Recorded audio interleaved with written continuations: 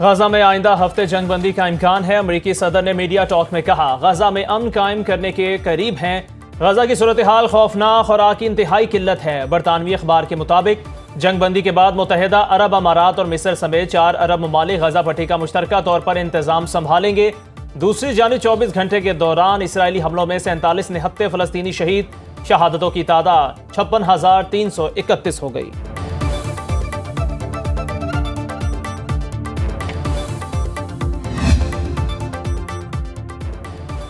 افریقی ملک کانگو بھی ٹرمپ کو نوبیل انعام دینے کا حامی۔ امریکی صدر کا کہنا ہے پاکستان اور بھارت، ایران اور اسرائیل کے بعد اب کانگو اور روانڈا میں بھی جنگ بندی کروا دی۔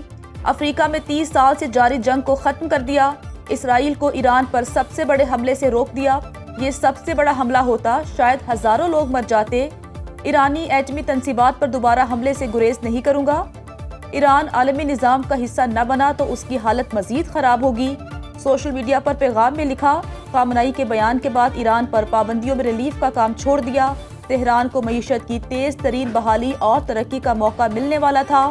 خامنئی کا ٹھکانہ جانتا تھا لیکن اسرائیل کو حملہ نہیں کرنے دیا۔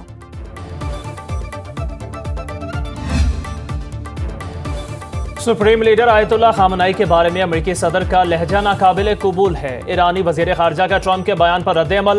عباس عراقچی نے کہا صدر ٹرمپ ڈیل کے خواہاں ہیں تو ناقابل قبول لہجہ ترک کر دیں۔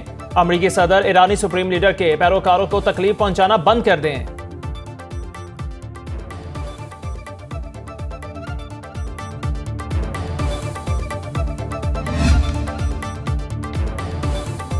امریکی صدر نے بھارت کے ساتھ تجارت روکنے کی تصدیق کر دی۔ ٹرمپ کا کہنا ہے بھارت ٹیرف میں مکمل ریلیف چاہتا ہے جو کہ ناقابل قبول ہے۔ ہم نے چین کے ساتھ تجارت شروع کر دی ہے۔ چین نے امریکہ سے معاہدے کی تصدیق کر دی۔ چینی ترجمان کے مطابق امریکہ چین پر عائد تجارتی پابندیاں ختم کر دے گا۔ امریکی کمپنیوں پر ٹیکس لگانے پر صدر ٹرمپ برہم۔ کینیڈا سے تجارت پر مذاکرات فوری ختم کرنے کا حکم۔ ولادیمیر پوٹن نے روس امریکہ تعلقات میں بہتری کا کریڈٹ ڈونلڈ ٹرمپ کو دے دیا۔ روسی صدر کا کہنا ہے امریکہ اور روس کے تعلقات مستحکم ہو رہے ہیں، جس کا سہرا امریکی صدر کو جاتا ہے۔ ٹرمپ کا احترام کرتا ہوں، ملنے کی خواہش بھی ہے۔ سفارتی تعلقات کے معاملات فی الحال طے نہیں ہوئے، پہلا قدم اٹھ چکا، ہم آگے بڑھ رہے ہیں۔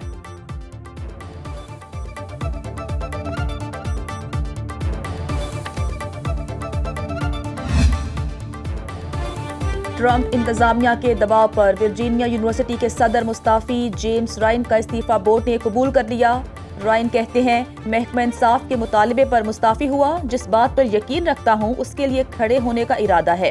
جیمز رائن نے کیمپس کمیونٹی کے نام خط میں لکھا، نوکری بچانے کے لیے حکومت سے لڑنے کا یک طرفہ فیصلہ نہیں کر سکتا۔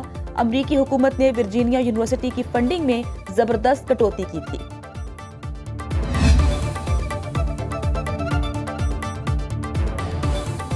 وزارت داخلہ نے ملک میں فوج تعیناتی کی منظوری دے دی۔ محرم الحرام کی سیکیورٹی کے حوالے سے اہم اجلاس۔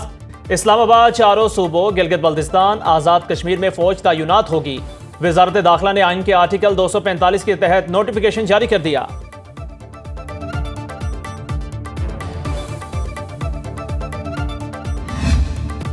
تحریک انصاف مخصوص نشستوں سے محروم، نظر ثانی کی درخواستیں منظور۔ سپریم کورٹ کا 4 صفحات پر مشتمل مختصر فیصلہ، 12 جولائی 2024 کا اکثریتی فیصلہ کالعدم قرار۔ پشاور ہائی کورٹ کا فیصلہ بحال۔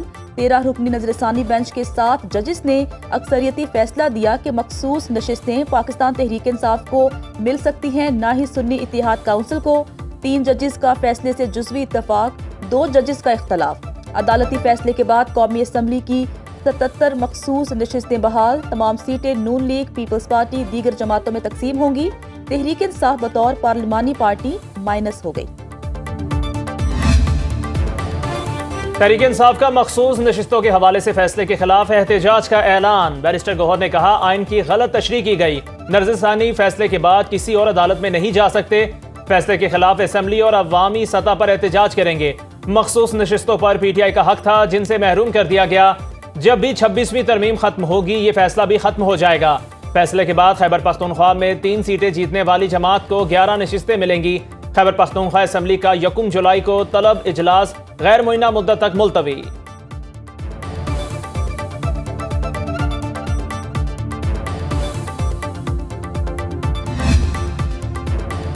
वजीर आजम ने सुप्रीम कोर्ट का फैसला आइन और कानून की बालादस्ती करार दे दिया।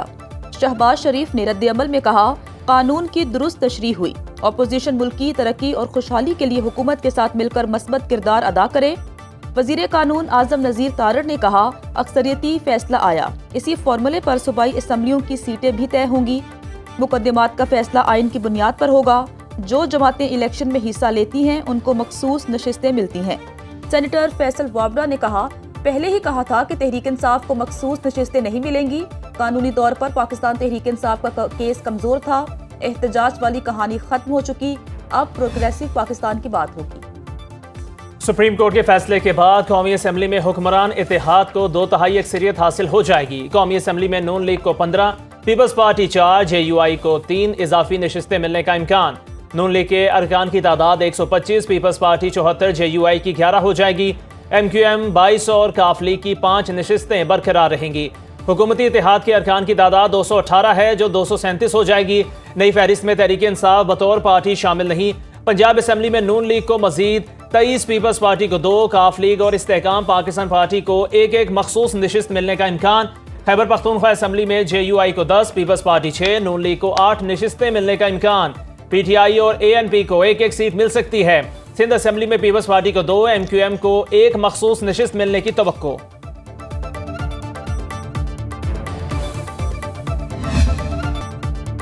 सवात की सैर को जाने वाले 10 अफराद मौत की वादी में चले गए। सैलाबी रेले में बह जाने वाले 18 में से 4 सयाहों को बचा लिया। 8 मयतें और 3 बच जाने वाले अफराद को डस्का पहुंचा दिया गया। मुतासरा अफराद में अब्दुल रहमान की बहू, 2 बेटियां, दामाद, पोते पोतियां, नवासे नवासियां शामिल। DC सवात के मुताबिक 13 शहरियों का ताल्लुक डस्का 5 का मर्दान से है। जमबहक 2 अफराद की नमाज जनाजा मर्दान में अदा कर दी गई। खैबर पख्तूनख्वा हुकूमत का लवाहिकीन को 10-10 लाख रुपए देने का ऐलान। तहकीकात के लिए 3 रुकनी कमेटी तश्कील। नाकिस कारकर्दगी पर असिस्टेंट कमिश्नर बाबूजई वाजा खेला, एडिशनल असिस्टेंट कमिश्नर रिलीफ ज़िले इंचार्ज रेस्क्यू को मुअत्तल कर दिया गया।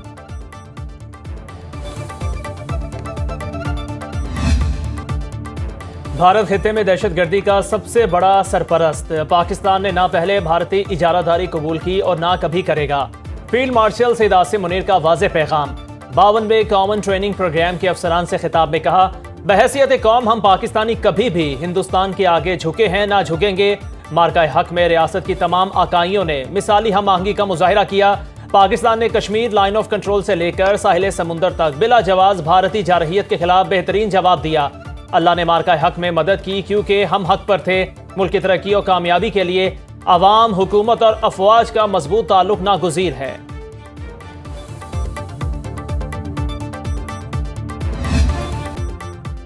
बराए मेहरबानी फौज को सियासत में मुलव्विस ना किया जाए। फौज को सियासी जमातों से बात करने में कोई दिलचस्पी नहीं। सियासी मामला सियासतदानों को खुद तय करने चाहिए। DG ISPR lieutenant general Ahmad शरीफ चौधरी का BBC उर्दू को इंटरव्यू।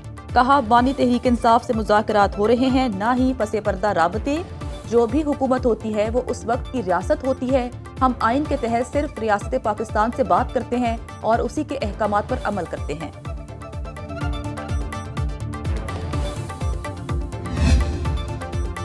मोदी सरकार को आलमी सतह पर एक बार फिर रुसवाई का सामना। आलमी सालसी अदालत ने सिंतास मुआहदे पर भारतीय इस्तदा मुस्तरद कर दी। फैसले के मुताबिक भारत का मुआहदा यकतरफा मुअत्तल करना और सालसी अदालत के किरदार को महदूद करना दुरुस्त नहीं। मसाइल के हल में सालिस के किरदार को रोकने की कोशिश सालिस के जरिए तनाज़ात के हल की लाजिम शिक के खिलाफ वर्जी है। सिंतास मुआहदे के हवाले से तनाज़ात के हल के लिए सालसी अदालत अपना जिम्मेदाराना, मुनसिफाना और मौसर किरदार अदा करती रहेगी।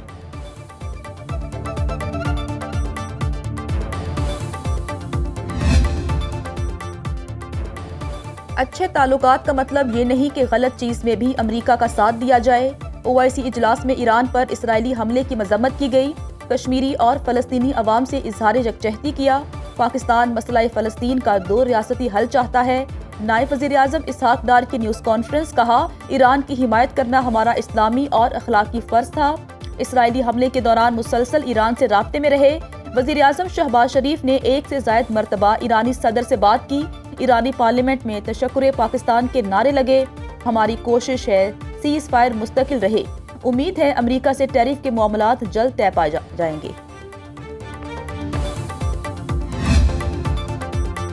اقتصادی رابطہ کمیٹی نے مختلف وزارتوں کے لیے ٹیکنیکل سپلیمنٹری گرانٹس کی منظوری دے دی۔ وزیر خزانہ محمد اورنگزیب کی زیر صدارت اجلاس۔ اعلامیے کے مطابق وزارت دفاع کے لیے 15 ارب 84 کروڑ کی ٹیکنیکل سپلیمنٹری گرانٹس منظور، ملکی قرض کی واپسی کے لیے 829 ارب 67 کروڑ اور غیر ملکی قرض کے لیے 1774 ارب سے زائد گرانٹس کی منظوری۔ 1 جولائی سے گیس کے بڑے خریداروں، پاور پلانٹس اور صنعتی شعبے کا ٹیرف 10% بڑھانے کا فیصلہ۔ چھوٹے کاشتکاروں کو 3 سال میں 300 ارب کے قرضے فراہم کیے جائیں گے۔